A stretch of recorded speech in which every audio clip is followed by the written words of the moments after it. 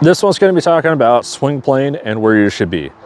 There's millions of different ways you could do anything in life. In particular with golf, because it is an unnatural swing, there is so many different things you could do in so many different aspects. You have about 5 different arcs that are going on in your swing between your hands, your clubs, your shoulders, your hips, everything else. Let's just eliminate all that and let's discuss swing plane, right? So one person will tell you swinging steep is better, and that's what you need to do to play better golf. The other person is going to say you need to swing flatter. Both are right and both are wrong. Not everybody's physiology will allow them to actually rotate in that same arc and plane. I knew somebody at one of the courses I used to work at, was a Vietnam vet. He had a shoulder fuse together because he took an AK round through his shoulder and his shoulder blade. So he came really flat because that's about as far as his body would let him. If he would try to come over the top, it would just cut really bad. That's a good example of not everybody can physically do the same exact thing. So this is for everybody that's starting out new to golf, or those that really don't understand the fact that, yes, there is a fixed swing plane you should be on, but you need to get a better understanding of what causes that. So starting out with a driver, this is the longest club in your bag. I want you to understand that when you go to set up for your normal address, which should be in your fingers, grip it in your fingers, not your palm, set it out about 45 because you're letting that club fall into essentially the back bottom end of your palm. Grip as if you're gonna shake somebody's hand, just tilt and drop. That's about where your body should be. You shouldn't be out here, you shouldn't be here. You should be naturally where your hands are somewhere within the line of your shoulders. Just let it naturally hang with this slight bit of bend in the knees, right? So aside from talking about setting up a proper address, when you set up for your address, you need to understand where your swing plane needs to come with each club. For each length and section of your clubs, your swing plane is going to be different. Essentially from driver, it's going to come flatter, and as you go into your wedges, it is going to come steeper. So don't think too much on it. You need to let it naturally happen, but you just need to understand what causes that.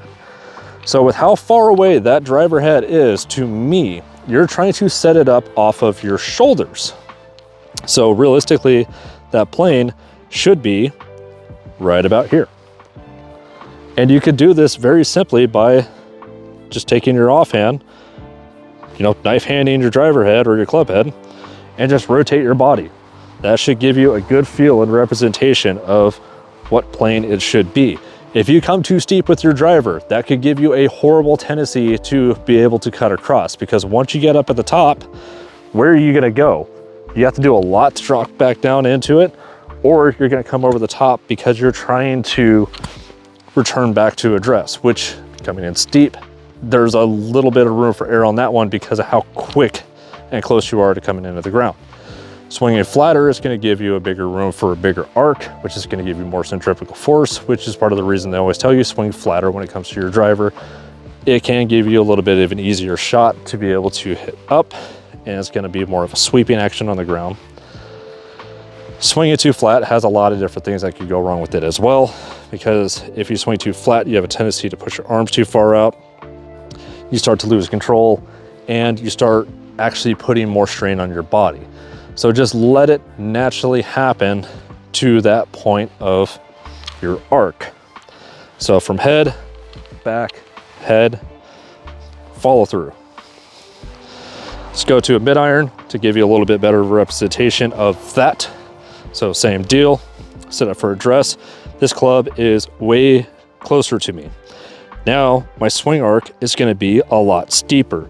So again, that's gonna go right about here. Driver, back here. 7-iron, about here. It's gonna gradually just keep getting a little bit steeper, all the way up until you get to your wedge. When you get to your wedge, look at how close this thing is to me. This is just 54 degree, or 56 for some of you that use a standard sand wedge. Now look how steep that this swing plane is gonna be. That's part of the reason you see a lot of these pros take giant bacon strips of divot, because how steep you're coming into the impact of the ball. You don't have to come in steep with your wedges. If you generate a lot of height and spin, that's an entire different topic for a different story. What we're talking about right now is a consistent swing plane and why it actually transfers a little bit and gradually from flat to steep. If you agree or disagree, leave a comment down below. I am more than curious to be able to hear your response on this one, because I have not found anybody else being able to explain why your swing plane needs to be where it's at. The only logical explanation I could come up with for all the years I have been teaching other people and playing myself is an alignment from your club head to your shoulders should be your swing plane to your impact based on the club you're using. Please like and subscribe if you want to see more like this. Keep in the fairway. Have a good one.